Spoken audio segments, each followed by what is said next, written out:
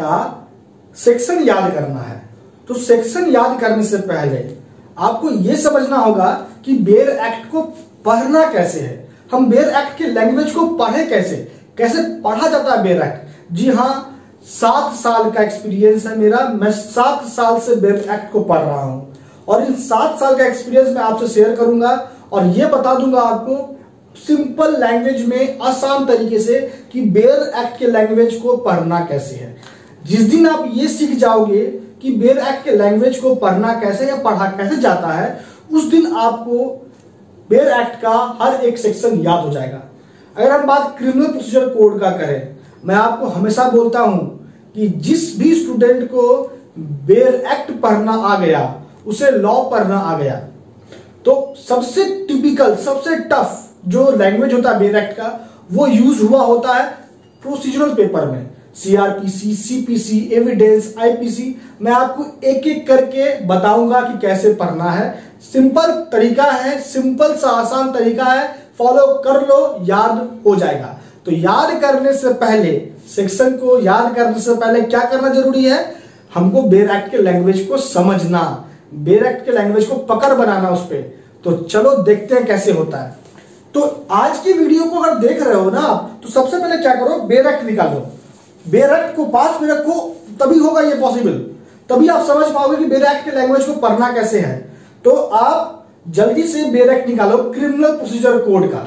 कौन से एक्ट का? तो क्रिमिनल प्रोसीजर कोड का, और मोर स्पेसिफिकली सेक्शन 155 को निकाल लो।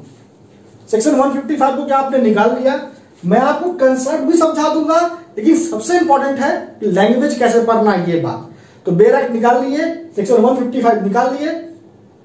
चलिए तो देखिए, तो अगर आप बेयर एक्ट के लैंग्वेज को पहले हम पढ़ लेते हैं, उसके बाद आगे बढ़ते हैं। सेक्शन 155 क्या कहता है? Information as to non cognizable cases and investigation of such cases. Heading को पढ़ने के बाद आपको सबसे पहले करना क्या होगा? पहला स्टेप, फर्स्ट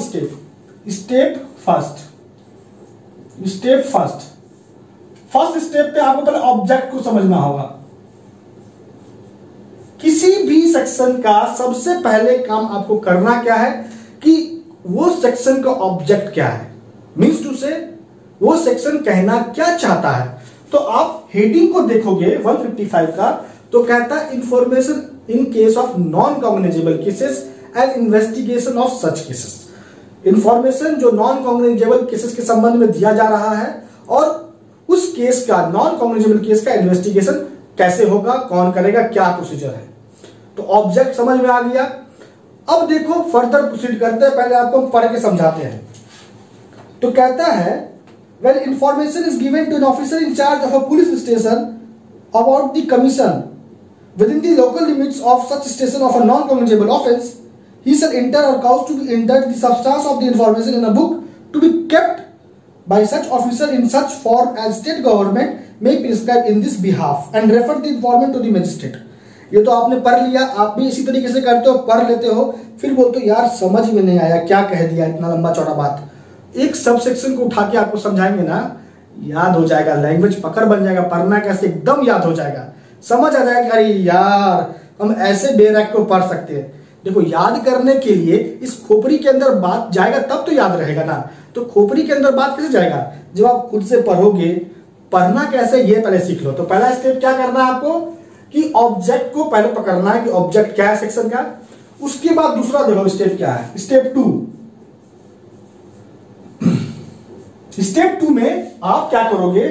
देखो हर जगह कॉमा यूज हो रहा है, बेयर एक्ट के लैंग्वेज पकड़ो तो कॉमा यूज हो रहा है, बात तोड़ तोड़ के बता रहा है बेयर एक्ट।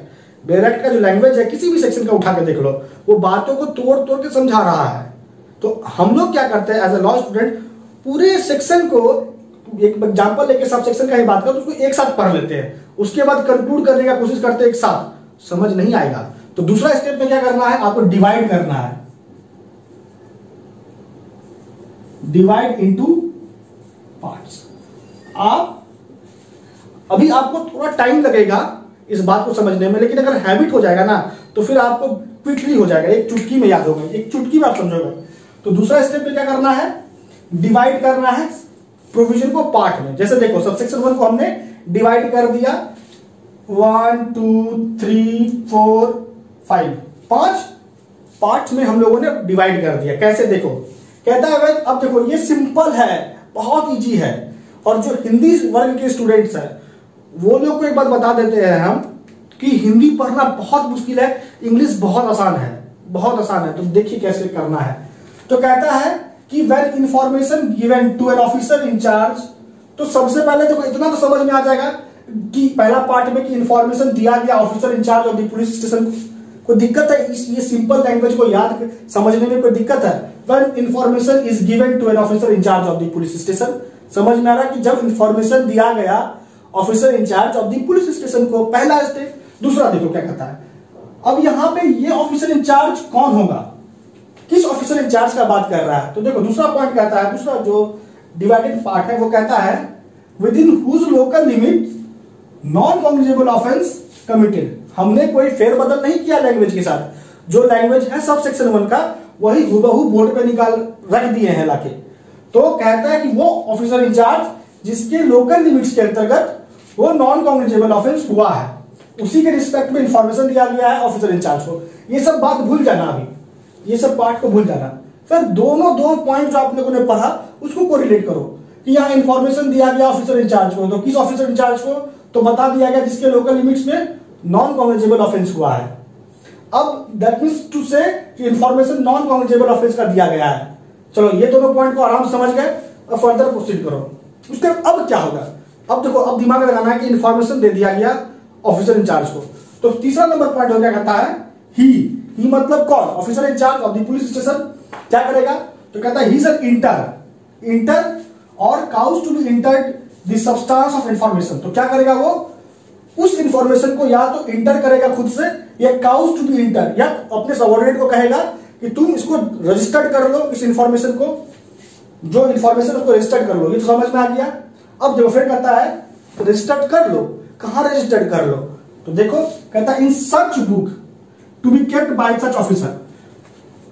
तो उस पुलिस ऑफिसर के पास जो बुक होगा उस बुक में तुम दर्ज कर लो वो इंफॉर्मेशन। तुम कर लो मतलब सबऑर्डिनेट को कर रहा है, या तो खुद करेगा या तो सबऑर्डिनेट को कहेगा करने को। फिर दोनों को, तीनों को, चारों पॉइंटों को रिलेट करो। इंफॉर्मेशन दिया गया ऑफिसर इंचार्ज को, कौन ऑफिसर इंचार्ज? जिसके लोकल लिमिट्स में नॉन कॉग्निजेबल ऑफेंस हुआ है, इंफॉर्मेशन नॉन कॉग्निजेबल ऑफेंस का दिया गया, इंफॉर्मेशन दिया गया तो क्या करेगा ऑफिसर इंचार्ज? तो कहता है कि इंटर करेगा या करवाएगा सब्सटेंस ऑफ इंफॉर्मेशन। वो कहां करवाएगा? तो उस बुक में जो ऑफिसर इंचार्ज रखता है खुद के पास। किस फॉर्म में? तो कहता है in such form as prescribed by the state government. तो स्टेट गवर्नमेंट जिस फॉर्म में बोलेगी प्रिस्क्राइब करने के लिए, जिस फॉर्म में प्रिस्क्राइब है कि सब्सटेंस ऑफ इंफॉर्मेशन रजिस्टर्ड होगा, उसी फॉर्म में होगा। तो ये इजी लैंग्वेज समझ नहीं आएगा आपको इंग्लिश का। ये जो नर्सरी का बच्चा को आप बोले वो पढ़ने को तो पढ़ के समझा देगा, है ना। उसके बाद क्या होगा? ये भी हो गया, उसने दर्ज कर लिया इन सब्सटेंस ऑफ इंफॉर्मेशन को बुक में। उसके बाद कहता है refer the informant to the magistrate, refer कर देगा मजिस्ट्रेट के पास उसके बाद इंफॉर्मेंट को। तो ये जो तोड़ तोड़ के आप पढ़ोगे बहुत आसानी से याद हो जाएगा। इस फॉर्मूला को सिविल प्रोसीजर कोड में हम अप्लाई किए हैं। आप एक काम करना, सिविल प्रोसीजर कोड का कोई भी एक सबसेक्शन ले लेना, कोई भी एक सबसेक्शन ले लेना और इसी तरीके से डिवाइड करना। उस सबसेक्शन में कही गई बातों को डिवाइड करना, तो आपको देखना कि आपको याद होने लगेगा, आपको समझ आने लगेगा। याद समझ आएगा तभी तो याद होगा, समझ नहीं आएगा तो रट लोगे तो माथा फट जाएगा आपका। रट्टू मन नहीं बनना है, समझ के समझना है, समझोगे याद हो जाएगा ऑटोमेटिकली। याद करने में माथा फट जाएगा, समझ लाओगे तो याद नहीं करना पड़ेगा, याद हो जाएगा। तो इसलिए सबसे पहले आपको यह समझ लें कि पढ़ना कैसे है। पहला ऑब्जेक्ट, पहला स्टेप, ऑब्जेक्ट को पहले पकड़ेंगे। स्टेप 2 में डिवाइड कर देंगे सब सेक्शन को। पूरे सेक्शन को याद करना है ना, तो पहले सब सेक्शन 1 को समझे। किसी भी सेक्शन का सबसे इंपॉर्टेंट पार्ट होता है पहला हिस्सा, क्योंकि वो पहला प्रोसीजर है ना, एक के बाद एक स्टेप फॉलो होगा। तो पहला प्रोसीजर है, सब सेक्शन 1 को ही समझना पहले जरूरी है। तो ये इंफॉर्मेंट को रेफर कर दिया मजिस्ट्रेट को। तो अब इसको पूरा निचोड़ निकालो। इंफॉर्मेशन दिया गया ऑफिसर इंचार्ज को, ठीक है। इंफॉर्मेशन किसके रिस्पेक्ट में था? नॉन कॉग्निजेबल ऑफेंस के रिस्पेक्ट में। अच्छा, किसको दिया गया? ऑफिसर इंचार्ज को दिया गया। कौन ऑफिसर इंचार्ज? तो देखोगे जिसके लोकल लिमिट में वो ऑफेंस हुआ है। इंफॉर्मेशन दे दिया गया तो क्या करेगा ऑफिसर इंचार्ज? पूरा तोड़ निकालो, अपने आप से क्वेश्चन करो। दे दिया तो क्या करेगा? इसको भी देखो पढ़ने के बाद। तीसरा स्टेप क्या है? खुद का। थर्ड स्टेप में सेल्फ एनालिसिस कर रहा है। थर्ड स्टेप पे क्या करना है? सेल्फ एनालिसिस करना है। इंफॉर्मेशन दे दिया गया ऑफिसर इंचार्ज को, तो क्या करेगा ऑफिसर इंचार्ज? अच्छा, इंटर करेगा या तो इंटर करवाएगा अपने सबऑर्डिनेट के थ्रू। अच्छा, तो कहां करवाएगा? तो देखोगे कि उस बुक में करवाएगा जो बुक उसके पास होता है, ऑफिसर इंचार्ज के पास। किस फॉर्म में होगा इंटर? तो जो फॉर्म प्रिस्क्राइब करेगी स्टेट गवर्नमेंट। अच्छा, इंटर कर लिया तो क्या करेगा उसके बाद? सब्सटेंस ऑफ इंफॉर्मेशन रिकॉर्ड हो गया बुक में, उसके बाद क्या करेगा? तो कहता है इंफॉर्मेंट को भेज देगा मजिस्ट्रेट के पास। समझ में आ गया जी? और उसके बाद चौथा पॉइंट, इस तरीके से आप लैंग्वेज को तो पकड़ बना लिए, समझ लिए, अब इंटरप्रेट भी करना है ना? इंटरप्रेट भी करना है बातों को। इंटरप्रेट करने का मतलब है हम लोग जूरिस्प्रूडेंस को तो पढ़े नहीं, दिमाग नहीं लगाए, छोड़ दी इस तरीके से, जाओ क्या एग्जाम में आप पूछता तो क्वेश्चन है नहीं, क्या पढ़ के पाएगा। लेकिन कितना इंपॉर्टेंट है जूरिस्प्रूडेंस। अगर आप एक लॉ स्टूडेंट हो तो जूरिस्प्रूडेंस आपको पढ़ना बहुत जरूरी है। तो यहां पे देखो, जैसे रेफर कर देगा इंफॉर्मेंट को मजिस्ट्रेट के पास, चुप, उसके बाद कुछ नहीं बोल रहा है ना। मजिस्ट्रेट का जुरिस्डिक्शन होना चाहिए कि नहीं होना चाहिए, इस बात पे चुप हो गया बेरैक्ट। तो देखो यहां पे कोई जरूरी नहीं कि मजिस्ट्रेट का जुरिस्डिक्शन ही होना चाहिए उस ऑफेंस के रिस्पेक्ट में। उस ऑफेंस के रिस्पेक्ट में मजिस्ट्रेट का जुरिस्डिक्शन ही होना चाहिए, कोई जरूरी नहीं है। मजिस्ट्रेट के लोकल लिमिट्स जुरिस्डिक्शन के अंतर्गत ही ऑफेंस हो, जरूरी नहीं है। किसी भी मजिस्ट्रेट को भेज देगा, रेफर कर देगा इंफॉर्मेंट को ऑफिसर इंचार्ज। तो ये तरीका होता है ऑब्जेक्ट को पकड़ना, डिवाइड करना पार्ट में, प्रोविजंस को, उसके सेल्फ एनालिसिस करना, सेल्फ क्वेश्चनिंग करना। अच्छा, ये हो गया, अब क्या होगा? ये हो गया, अब क्या होगा? एक प्रोविजन को, एक पार्ट को पढ़े, दूसरे को पढ़े, तो पहले फर्दर डिवाइड करने के बाद पहले दोनों को कोरिलेट करेंगे, फिर क्वेश्चन होगा, फिर तीसरे को पढ़ेंगे, तीसरे को कोरिलेट करेंगे तीनों से, एक दूसरे से। उसकी इसी तरीके से करने के बाद आपको बेयर एक्ट का लैंग्वेज समझ आने लगेगा। और समझ आने के बाद, पहले आप समझ लो बेयर एक्ट का लैंग्वेज को। जिस दिन बेयर एक्ट के लैंग्वेज को पढ़ने लग गए, पढ़ के समझने लग गए, तो फिर हम आपको यह भी बता देंगे कि अब याद कैसे करना है।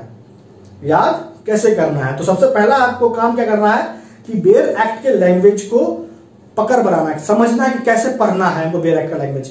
तो आज का वीडियो था कि आप बेयर एक्ट के लैंग्वेज को कैसे पढ़ोगे तभी तो याद होगा। अब याद कैसे होगा, इस पर भी वीडियो बहुत जल्द आपको अपलोड होगा। तो ये समझ लो आप बात को। अब देखो, आप खुद से एक, आपके पास बेयर एक्ट है ना, अब खुद से कोई भी सेक्शन का प्रोविजन उठाओ। फिर सब सेक्शन 2 में कहता है, बहुत सिंपल लैंग्वेज में है यार। अब आप सब सेक्शन 2 में क्या करो, उस सब सेक्शन में दिए गए बातों को डिवाइड कर दो, फर्दर पार्ट में डिवाइड करो। देखो समझ में कैसे नहीं आता है। 3 में फिर आप फर्दर डिवाइड करो उस प्रोविजन के बातों को पार्ट में। देखो पार्ट में ऑलरेडी डिवाइडेड है, कॉमा यूज है। आपको ये भी नहीं करना कि कैसे हम पार्ट में डिवाइड करेंगे। जी हाँ, वहां तो कॉमा यूज किया गया है, तो जहां जहां कॉमा आया है आपको बस उस कॉमा तक ही एक पॉइंट लिखना है। कॉमा के बाद दूसरा पॉइंट होगा, फिर नेक्स्ट कॉमा के बाद तीसरा पॉइंट होगा। इस तरीके से डिवाइड भी करने के लिए, समझ में आ गई आपको बात?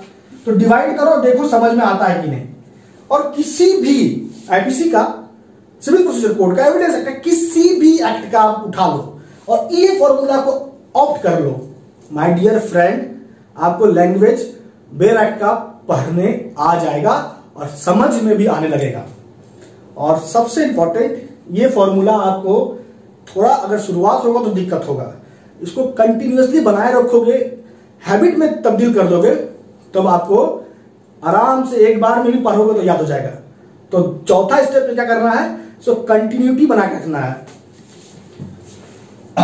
चौथा स्टेप में कंटिन्यूअसली काम करना है,